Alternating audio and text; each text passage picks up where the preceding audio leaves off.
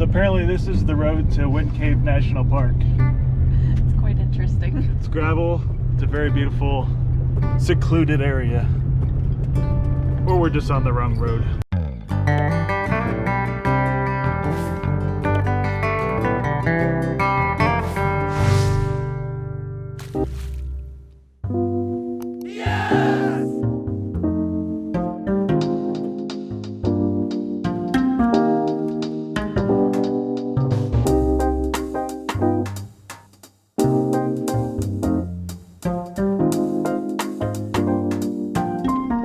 Well guys, we made it to Wind Cave National Park and it's time to go spelunking. Let's go spelunk. Alright. Check out that root system. Yeah, it's crazy. A lot of the grasses have almost 10 feet deep root systems, so imagine what happens if they die. It basically becomes a wasteland. Yeah.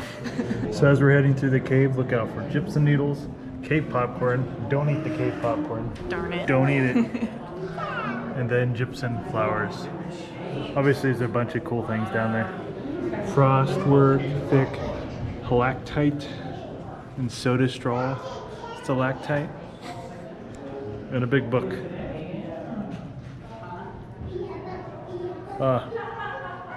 People used to sign in, I guess, maybe?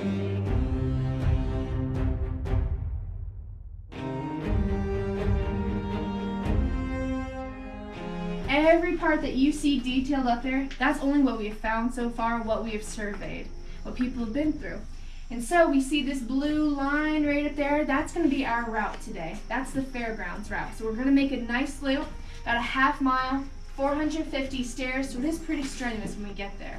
Alright, we're going to be taking an elevator down, an elevator up, 450 stairs along the whole pathway.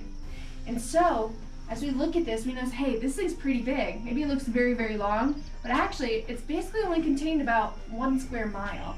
It's like a big bowl of spaghetti. So imagine all these passageways lobbed on top of each other to make 151 miles. But that's only what we know so far, because that's only about 10% of our whole cave system. Before we go on in, yes. You mentioned we know about 10% of the cave has been explored. How do you know there's 90%? How do we know? Yeah, exactly. So we asked, right? The way that we can tell is because at each of these little, we call them blowholes, where the cave breathes in and out. At those sections, we put these little machines called anemometers. They can measure wind pressure, and they can also measure air pressure going in and out of the cave. So we use those devices to say, all right, so it's blowing in right now, the air pressure is this, and at these different parts of the cave. So they collect that data, and they've been able to determine there's about 1 billion cubic meters of air volume inside of our cave, and we've only found 10% of that. That's very It's math beyond me. But there's a German scientist that understands it, and he says it, and he does this all over the world. And so he's been able to help us with that. Going down the elevator. Ready? I'm ready. So we're down 250 feet of air. Yeah, I just took an elevator down. Well, I'll go ahead and kind of demonstrate this. See if we can see any of the air coming out of here. Maybe it's going in or maybe it's going out right now. So it looks like it's actually being pulled in. And so our cave can breathe in and out, exhale and inhale. So right now it looks like it's actually inhaling. And in order to cause that inhale of air, that means there's a high pressure of air up on the surface. This airlock kind of basically maintains what's up on the surface. And in the cave, it's a low pressure. So that's why it's trying to inhale as much air as it can until both air pressures are equal. That's how Wind Cave got its name.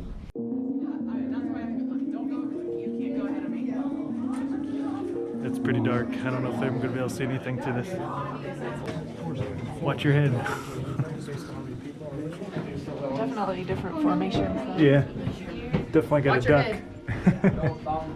I'm just glad this guy's ahead of me. Yeah, I'll be an early warning system. You're my clearance. Yeah.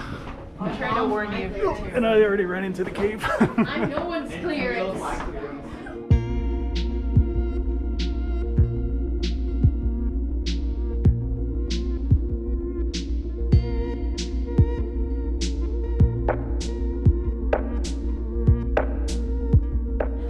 We see all sorts of things that this stuff could look like.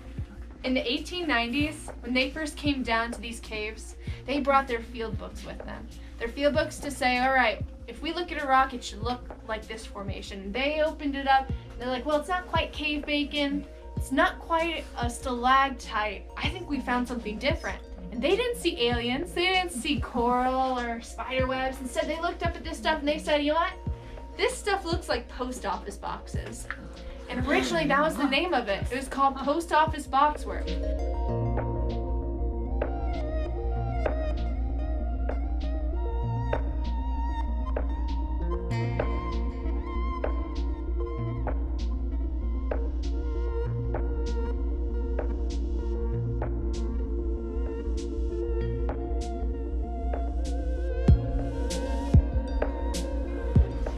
So how do you like it so far? It's very unique. Unique? Yeah. Yeah, it's probably different than Cathedral and both Mammoth Cave. Yeah. See, the Civilian Conservation Corps, a group of young men hired during the Great Depression to kind of boost the economy, came down, were hired inside the cave to put in all the cement stairs. And so I want to hear, how do you guys think they got these stairs in here? How did they bring in the cement? What are some of our ideas? I see a hand. Wheelbarrows. Wheelbarrows, buckets, other ideas? Bicycles. Bicycles? Do they make it down here? So they made the cement up on the surface. So they put all those ingredients up there on the surface. Didn't use buckets. So instead, they noticed that buckets, that's just way too heavy. You can't carry that much. And so they worked out this unique process where you cut a tire in half, permanently clip it on one side, fill it with the wet cement up on the surface. These men would then basically hoist this cement on top of their necks, maybe carrying 1 or 2 bags at a time, to bring to these stairs. And so they're laying out the stairs, and it takes about 6 of those bags, so about 3 people, to make one stair. Oh, I read a pencil. Yep. Thank you. I have one. You have a question? Hold on to it once our caboose is here. And on our way out of Wind Cave National Park, we're taking the scenic route that'll take us by Custer State Park as well.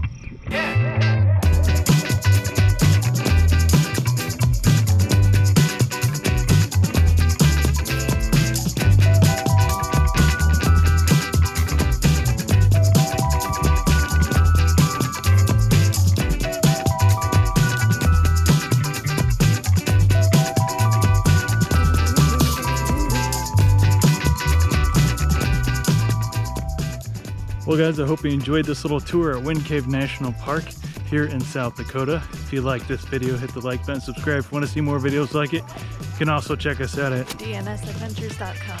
And as always, Adventure on.